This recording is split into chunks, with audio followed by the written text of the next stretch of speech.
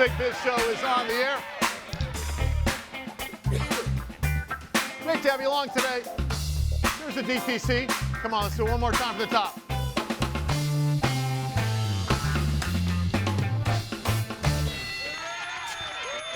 Who of us has been taken by an online scam?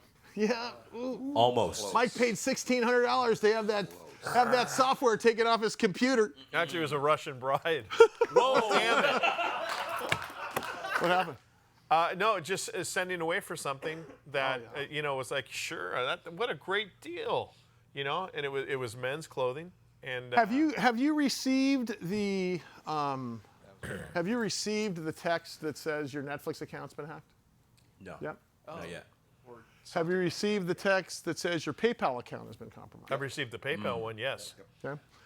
Your purchase of a mahogany-colored leather couch for $347 has been approved. Not your purchase? Call this number. Mm-hmm. Definitely received that one. So I call the number, and I'm thinking to myself, first of all, hi, can I have your name, please? Yeah, Special Agent in Charge Sullivan with the FBI. Yeah. Click. Click. I'm using that I one. think I impersonated an FBI officer there for about 10 seconds, but I got the guy off the line. Here to talk about that and more is our good friend, Mr. Steve Weisman, scamicide.com. He has saved hundreds of thousands of people millions of dollars. millions of dollars, helping them to keep hold of their money. In fact, your daughters. Wrote the book, The Truth About a Morning Scam, Yes. and Identity Theft Alert, and about 15 others. He runs scamicide.com, which is a great website. You should check out just every day. Honestly, it takes 10 seconds, and he's got a scam of the day every day. I love it. And even the resurgence of what's going on. Here he is, Steve Weisman, right out of Boston. What's up, brother? How are you? Nice to see you, sir. Good. Cold out here. Yeah, it's cold everywhere. I'll tell you, it's down to 68 here in San Diego. Yeah, we had to wear I'm sweaters. crying for you. Got a As little we go chillier through on the those path. I hate to say this because you and I have had this conversation probably for 15 years this time of year. Oh. But there are Valentine's Day scams afoot. And look, Mike, Mike likes to fancy himself a man, but he's really a romantic and he likes to sing a couple of. But Don't go. changing. Yeah, I know. So my question, Steve, is what are we looking out for this year? Because this really is one of those things that just kills me when you're paying for flowers and we never got your order. We have no idea who you are. Oh no, that was 1801flowers.com. Thank you, Steve. Talk about that. Yeah, every season is scam season, and they're always going to prey on whatever we're interested in. So at Valentine's, you hit it on the head with flowers. Flowers is one of the big ones, and roses in particular, very, very expensive. But you'll either get a text message, an email, or even go online and see what comes up at the top of a Google search. And you've got this florist that will give you a really great price. The problem is whenever you're getting an email or text message, you can't be sure if it's legit. And even when you go to the Google search, just because something comes up high, first of all, the scammers sometimes just purchase an ad, puts them up at the top. Yeah. Other times what they'll do is they'll be so smart they can manipulate the algorithms so their phony website will get above the real florist. So bottom line is, certainly if it's too good to be true, probably is too good to be true in a scam. But you check them out. You put the name of that florist in and you go scam.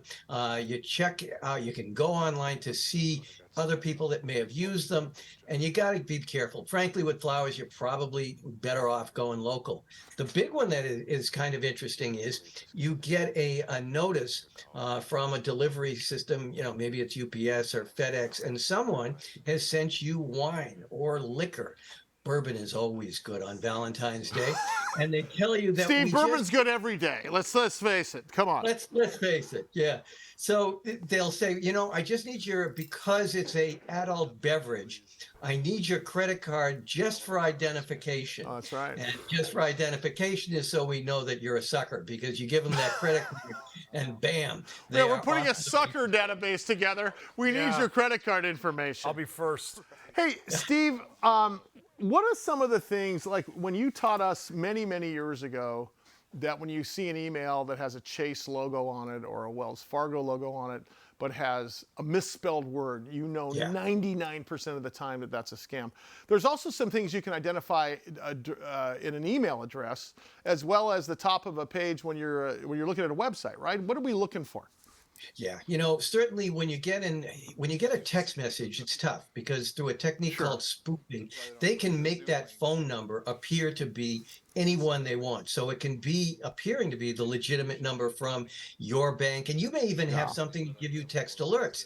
Bottom line is you can't ever be sure. So you don't give personal information or even call the number that's in there. If you get an alert that is from Chase Bank and tells you about something with your card or your account, you don't respond to that.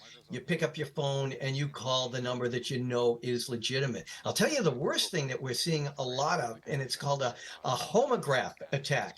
Sometimes you look at that, it looks like it's from Chase Bank. It's got the logo, real easy to counterfeit. But you look at the address of the email that sent you, and it has nothing to do with Chase Bank. However, with a homograph, what it is they will use a Cyrillic alphabet instead of the Latin alphabet. Oh, yeah. And if you're looking at that thing not too carefully, the A is going to look entirely the same. But if you look really close, you'll see that it isn't. And so you really can't even trust the email address. Right. Anything that asks you to click on a link, anything that asks you for personal information, you don't trust it. You got to confirm. Yeah, Mike gets a lot of messages in Russian. Yeah. Usually signed by Annika. I'm waiting. Hey. Hey, Steve, before we let you get out of here, by the way, go to scamicide.com, Steve's website, where you can find all of his books. Why do we care about data breaches? We hear about data breaches all the time, and your data may have been compromised, so on and so forth. Why do we care?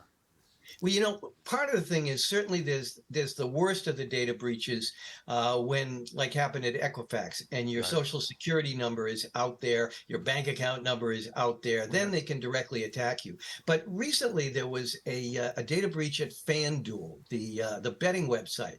The problem is they got emails and names. However, this is called social engineering. You're going to get an email that appears to come from FanDuel or deals with something that you're interested in, such as sports betting. Maybe it's a Super Bowl bet.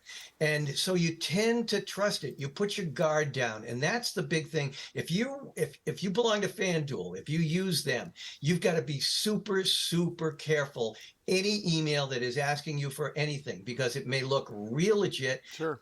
Deals with something you're interested in, but it's a scam. His name is Steve Weisman. He is the Scam Man.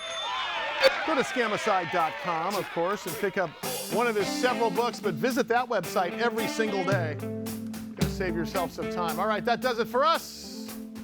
We're out of here. Read the titles. You can tell who's on. Jared Coleman, Curtis Matovich, Devin Doan, Jason Banks.